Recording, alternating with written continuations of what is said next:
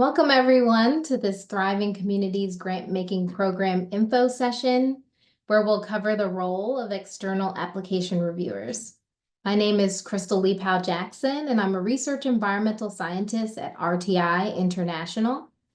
RTI is an independent nonprofit dedicated to improving the human condition. We provide research, development, and technical services to local, state, and federal governments, nonprofits, and commercial clients worldwide. Within RTI, the Grant Makers program is held by the Transformative Research Unit for Equity, affectionately known as TRUE, and that division transforms traditional research practices and mindsets to reimagine and create systems that advance equity and social justice. RTI is responsible for supporting the EPA Environmental Justice Thriving Community Grant-Making Program for Region 4, 7, and National Central. Today's session will be recorded and available for replay. Next slide. Joining me today, I'm pleased to introduce the reviewer coordination team consisting of myself, as well as Seung-Young Cho and Candace Henry. Unfortunately, Candace is unable to make it today, but Seung-Young is here and she'll help with the Q&A session later. Also joining us today are members for our project management team and the Community Advisory Board Coordination Team. Next slide. So for today's session, we have three main objectives. We'll first present a quick overview of the Cultivating Healthy Environments, Environmental Justice Thriving Communities Grant-Making Program, highlighting the goals and objectives of the program. We'll then overview the application evaluation process, covering the steps and key players in the evaluation process. Lastly, we'll cover eligibility and expectations of external reviewers. We'll have time at the end for question and answers, so please drop your questions in the Q&A section of the meeting and we'll have answers throughout or at the end of the webinar. Next slide. Before we get started, we want to thank you for joining us today and expressing interest in serving as an external reviewer for the Cultivating Healthy Environments program. External reviewers play a vital role by providing objective, informal evaluations of applications, ensuring fairness and transparency in the selection process, and contributing their technical, professional, or lived experience to support community-driven solutions. So thank you. Thanks. So let's get started with a review of the intent and aims of the Cultivating Healthy Environments TCGM program. Next slide. EPA's EJ-TCGM program is one of the largest investments to support capacity building in communities affected by environmental and public health issues. The program is designed as a pass-through model whereby EPA passes the funding through grant makers to distribute and manage grants to community-based organizations more efficiently than traditional federal grant processes. As a whole, the TCGM program is designed to provide federal funds to CBOs and other eligible organizations to support the planning, assessment, and development of community-based projects. Next slide. Thanks, Patrick. To help meet the program goals, projects funded under this program should directly benefit and empower communities to address local priorities. When reviewing and making decisions about applications, the reviewers and the community advisory boards will look at how well the proposed projects respond to aims of the program, which include addressing long-standing environmental and health challenges within historically underserved and disadvantaged communities, improving the health and equity and resilience of underserved communities, and overall benefiting disadvantaged populations. Next slide. One of the primary goals of TCGM is to fund organizations that haven't traditionally received federal funding. In designing this program, we incorporated three principles: reducing barriers to assist communities in developing and submitting successful applications, with streamlined applications with smaller questions; centering communities in the program, meaning community members are involved in the review and decision-making process. And this is through our external reviewers and community advisory boards. We also provide support through application guidance and peer learning programs. In addition, the application and platforms are intended to help the applicant through the application process and making it easier. Next slide. The TCGM program consists of 4 opportunities: the foundational support projects, Tier 1 assessment projects, Tier 2 planning projects, and Tier 3 development projects. And organizations that are applying have the opportunity to choose which program best fits their projects and their community needs. Next slide. So now we'll cover the steps and the key players of the review process. Applications are accepted on a rolling basis, and this table here shows the targeted dates that each funding cycle will close. We anticipate up to 10 funding cycles with 10 accompanying review cycles and funding decisions. We expect the review cycles to begin quarterly on the dates listed above. Next slide. Each review cycle will follow a 4-step process that ends with applicants receiving a notice of funding decision, with the goal of applicants receiving a decision in less than 3 months. Next slide. The review cycle begins with the internal administrative review, where all submitted applications are evaluated by the Cultivating Healthy Environments team. This initial review ensures that the applications meet basic requirements, including completeness, applicant eligibility, budget accuracy, and the identification of any potential barriers to funding. This process is expected to take 10 days or less. Next slide.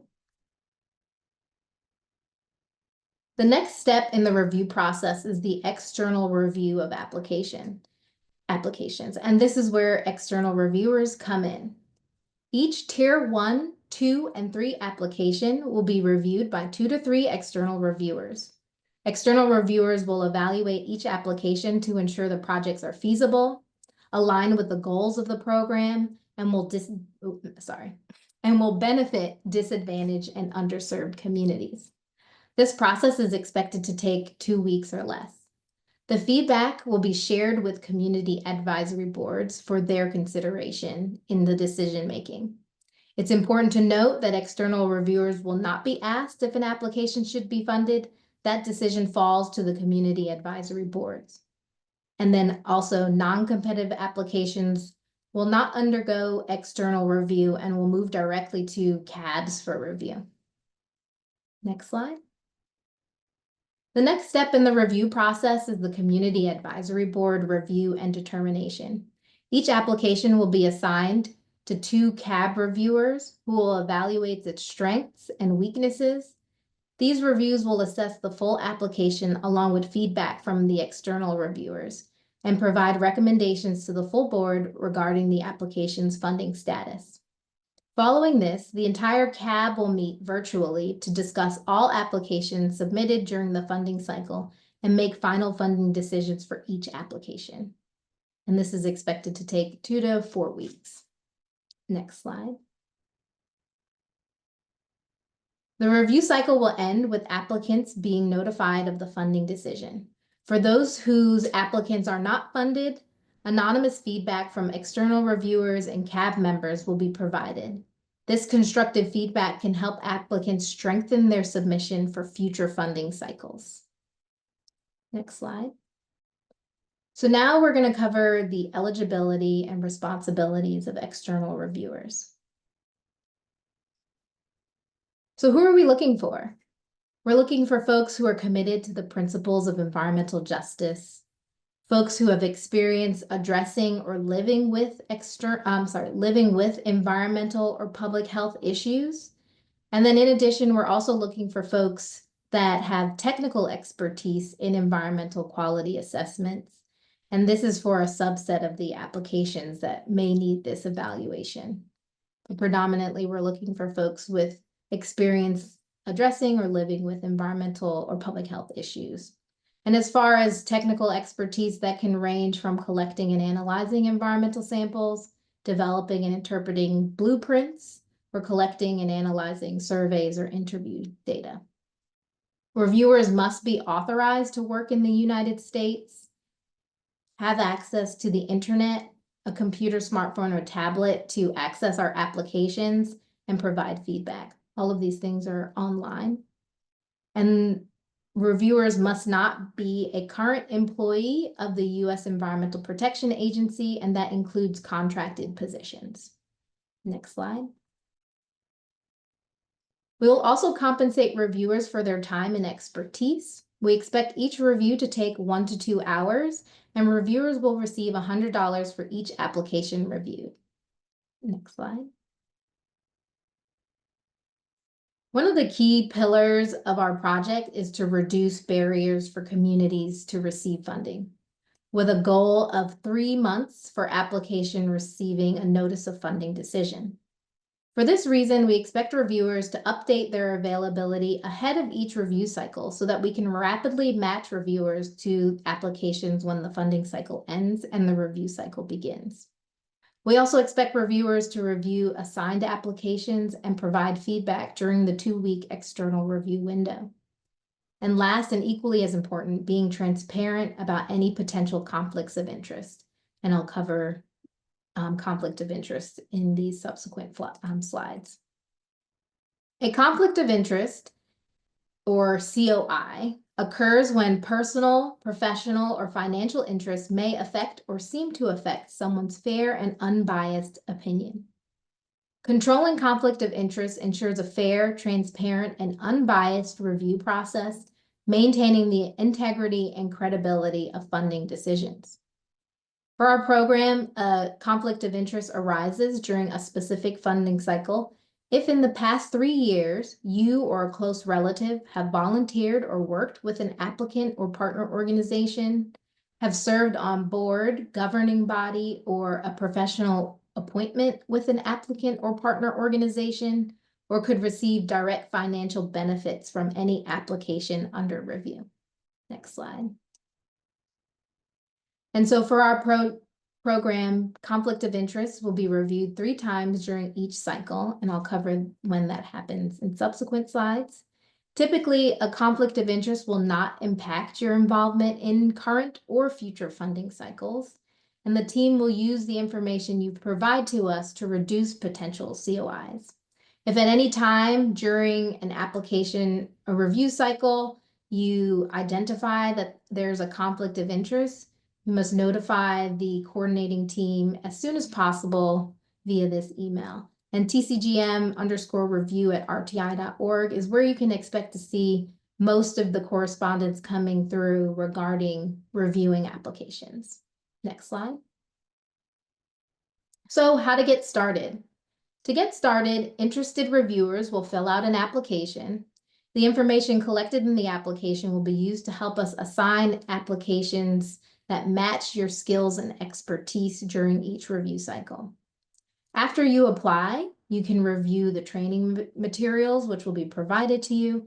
In addition, if it's your first time serving as a reviewer, you can look out for an invite for SM Apply, and that's the platform that we're using for applications. And otherwise, you can just sit back and prepare for the review cycle. Next slide.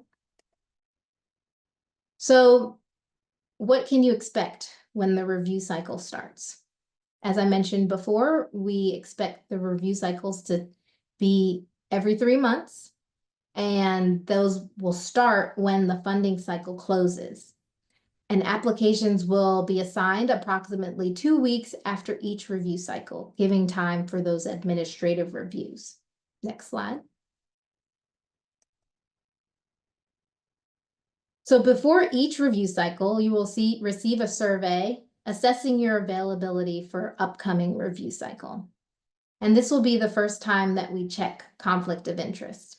If you do indicate that you are unavailable during an upcoming review cycle, or that you are submitting an application during that funding cycle, it will not impact your ability to participate in subsequent review cycles. After notifying us of your availability, you can review materials, confirm access to SM Apply, and then prepare for application assignments if you do indicate you're available.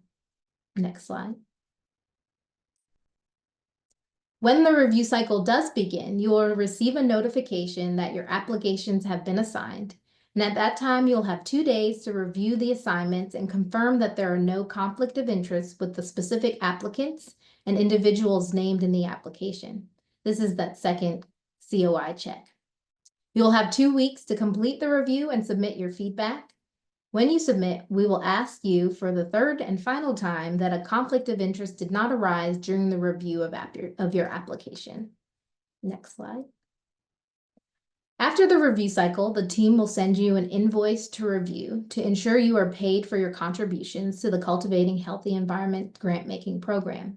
We'll also request feedback on how the review cycle went and if there are any elements we can improve to continuously refine the process. At this point, you will then wait for the next review cycle in 3 months, where you will start again with confirming your availability. Next slide.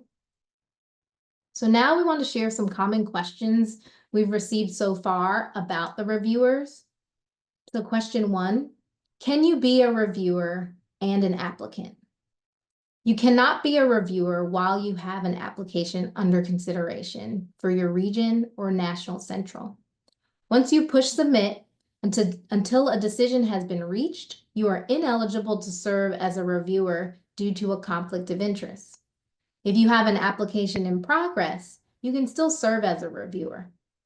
Once you receive a decision, you are then eligible again to review in the next cycle, unless you do resubmit an application. And this is all possible through batching of review assignments and cycles for our program. The next commonly received question, do external reviewers make funding decisions? No. The community advisory boards make the final funding decision. Reviewers will not make final funding decisions, but instead they will give an early look at applications to support and provide information to the CABs who are making those decisions. Another question, how many applications will each external reviewer be assigned per cycle? The number of the application will depend on the number of available reviewers, the number of applications received, and then during that review cycle, we do assess how many applications folks have the bandwidth to take on, and that's factored in when we are making assignments. And then, will the presentation or meeting recording be shared? And yes, if you would like a copy, please reach out to us at tcgm_review@rti.org. Next slide. So before we jump into the question and answers, we want to encourage you to join our mailing list and indicate that you're interested in being a reviewer or serving as a CAB if you haven't already. And you can do so by scanning the QR code on the screen, or we'll put in the chat the website link. So I'm going to give some time for folks to scan that. If not, the link is in the chat. So moving on to the next slide. So we hope that the slides provided a clear overview of the review process, key players, and what reviewers can expect. Now we'd like to open the floor to your questions and hear your thoughts. Please feel free to type your questions in the question and answer feature, and we'll try to get to as many questions as we can. We've got plenty of time, but if we do run out of time, we will follow up with you if we are unable to answer your question. Thank you. Thank you. I will read through the questions we have received so far. So I will begin with the first question. Do you all have the number of applications received from the first cycle? Thank you. I do not have the latest numbers. I'm going to call on Christine. Oh, I don't know if that's the number. Yeah, so far we have 312 applications received. Thank you, Christine. Thank you, Christine. Second question is this 1099 based payment for the reviewer compensation? Christine, I will look to you. All right. Yes. And so for that, yes, it is 1099. You will receive a 1099 at the end of the year if the number of awards and the payment amounts that you receive make you eligible for that. So you will need to provide tax information at the start whenever we register. So after you've completed your reviews, you'll receive that additional information to be able to receive your payment for that. And then at the end of the year, yeah, we'll send you some tax documentation if you're there. So, Okay, next question is this limited to people only living in Region 4? Thanks. Great question. No, and so we are serving as the grant making program for Regions 4 and Region 7. So we are prioritizing folks that live within those regions. However, we understand that folks may not have time, and so we will have to pull from folks from other regions if possible, but we would like to prioritize that. Regions 4 and Region 7. Our next question is there an ideal number of applications or range that a reviewer might review? Great question. Unfortunately, we do not have an ideal number. We are going to assess the number of applications, the number of reviewers, as well as that, limit that reviewers set. If a reviewer says that they can only take on one application during the review cycle, then that's the number of applications that they get. And so we're trying to keep in mind what folks have the bandwidth to take on, as well as what the applications we have. So there's no range at this time. Okay, next question is, I missed the QR code. Is there another way to apply? Could you put the code back up? Thanks, Patrick. Thanks. Okay. I'm also seeing some questions actually from in the chat window. You can go through. Yeah, thanks. One question is, if you are an applicant in one region, can you review for another region? Yes. But not during the current funding cycle again. So we're still working through, but if there's a conflict of interest that arises, we will you'll probably have to wait for the next funding cycle. And so we're evaluating that all as they come in, but we're trying to mitigate that conflict of interest. We have cabs that are making decisions, and we have ways of, compartmentalizing a lot of our review process. But if there's a potential conflict of interest, it may influence your ability to serve as a reviewer if an application has been submitted. Next question is, are we able to participate as a reviewer and on the CAB? No. Because cabs are serving as, they are reviewing applications and supplementing and helping support, the reviewers are supporting the cabs. Those are separate roles. If you become a cab member and then leave that appointment, you can then serve as a reviewer and vice versa. Next question is, will each application be reviewed by more than one external reviewer? And if so, how many? Yeah, so we expect for each application to be reviewed by 2 to 3 external reviewers, and those are for the tier 1, 2, and 3 grant applications. The foundational will go straight to the cabs for review.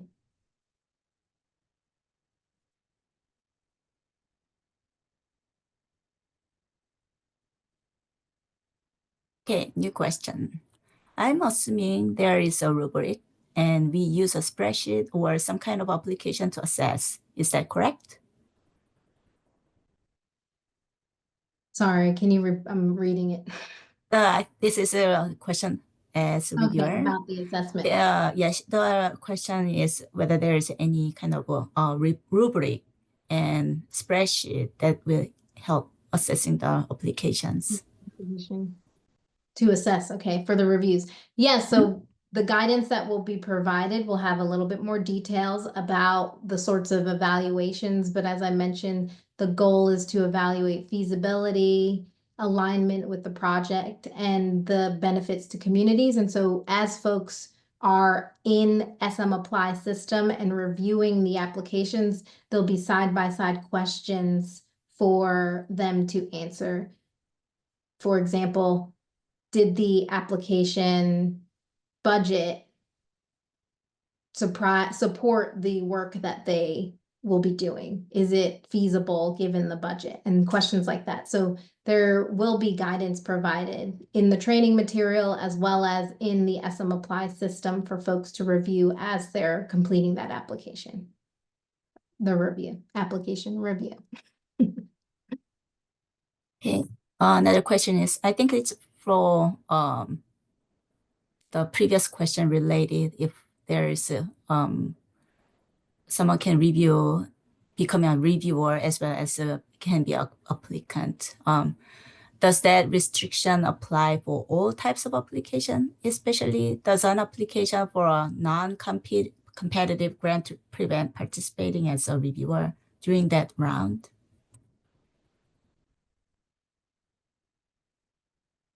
Yes. So if an application is submitted, regardless of the type of application, it does introduce a conflict of interest during that funding cycle and that review cycle. And so regardless of the type of application submitted, it will impact the ability to review applications during that funding cycle.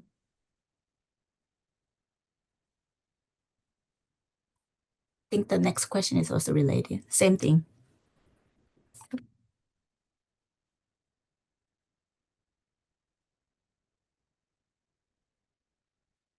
And Can just you? for clarity, when you apply to be a reviewer, you then are in our reviewer pool.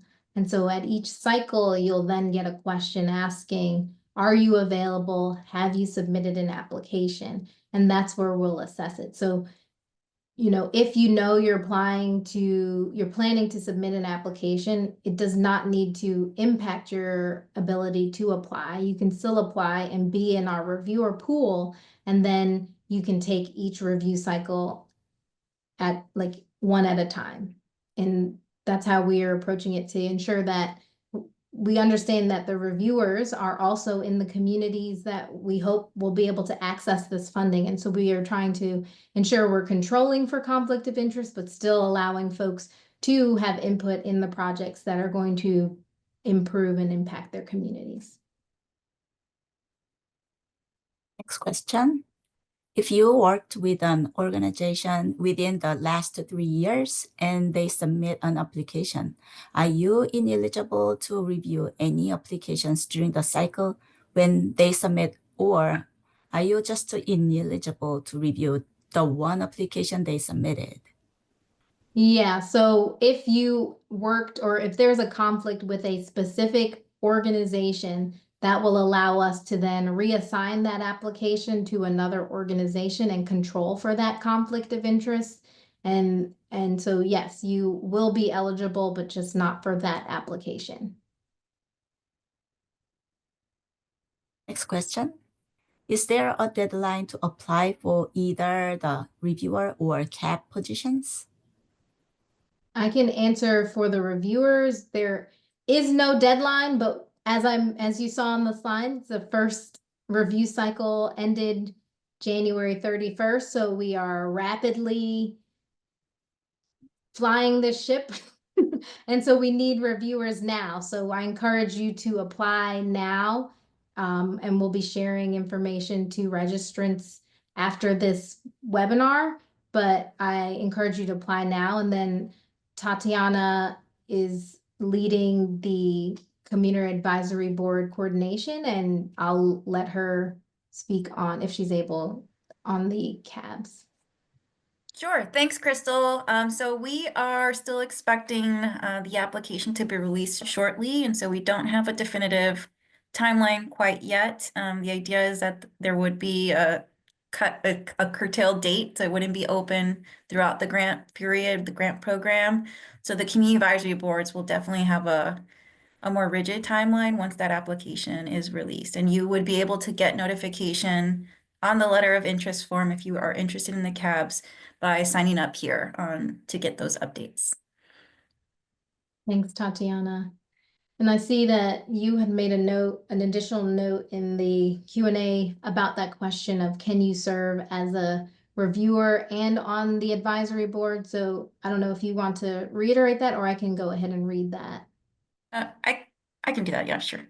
So I was just going to emphasize yes to everything that you mentioned, Crystal. Thanks for saying no more directly, and also emphasizing that for our community advisory boards, we really hope to have people engage with us throughout the grant program. So it wouldn't be expected that you can just come on and off the board. It's really about engaging you meaningfully throughout the process for the decision-making strategy and co-developing with us. And so I'm hoping that, you know, for those that we do select, it would be a more involved process throughout the period of the program. Thanks, And Tatiana. next question. Could you all share if you have a webinar on CAP coming up and the date, time, Zoom info, if so? Or also, is the CAP paid? Great question. We actually had our CAB webinars last week. I'm sorry if you missed the notification. Tatiana, I don't know if you have any information on how those will be shared, and if you want to answer the compensation. Sure, that's a great question. So the community advisory board members will be paid. They are getting paid for the reviews of the application as well as attending the decision-making meetings. And so for each of those, they get paid $200 per meeting, and that involves the review time. And in terms of the webinars that we had last week, I will actually defer to someone from our comms team if they have any response to add in the chat. But we can follow up with information on that.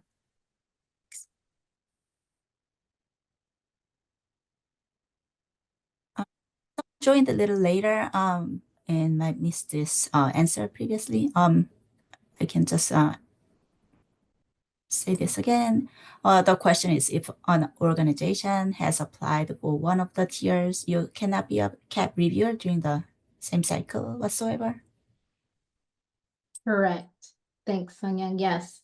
If you have submitted an application during a funding cycle, you are not eligible to serve as a reviewer regardless of the application type.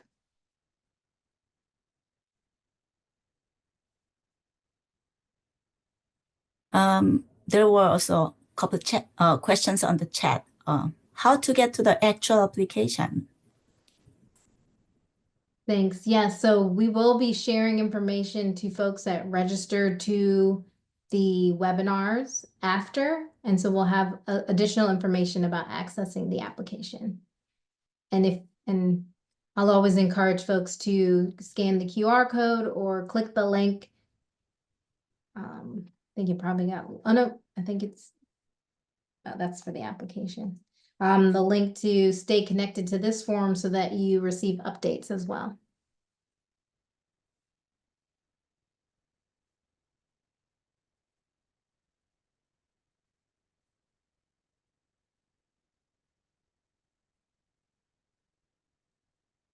The question, no, you do not need, at this point, by attending this webinar, you will receive the application. We're saying that if you want to be updated on different activities about the CABs, about the reviewers, you can stay connected to our grant app, to our program.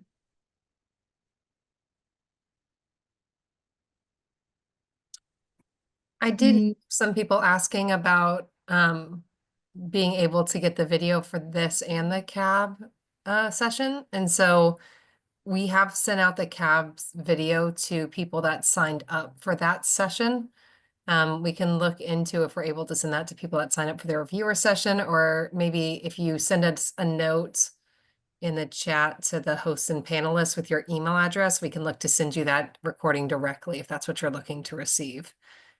Just ask for what that is, and then we'd be able to, I believe we're going to be sending out the video to the people of this call to the people that registered for it as well. A new question. Will our name be in some kind of a system for other regions to access if they need more reviewers? No, so this is for the Cultivating Healthy Environments for our program, which is Region 4, Region 7, and National Central. So any applications that are received through our program and need reviewers will be kept within that pool. We don't plan on sharing contact information beyond our team. So if there, we'll stick around to see if there are any more questions, but the QR code is up there for folks to stay connected. And I see folks dropping their emails requesting the CAB video. So be sure to do that before you jump off. And just want to say thank y'all for joining and expressing interest in supporting the Grantmaker program. And thank you, Patrick, for proceeding. We encourage you to share with anyone that was unable to register and attend today's session. We're having another session tomorrow. Let me quickly put that up here for y'all to share with your network. It will contain the same exact information that's covered here, and we're encouraging folks that were unable to make today's session to also attend.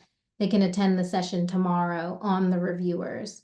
And so thank you all for joining, and I hope you all have a good rest of your day.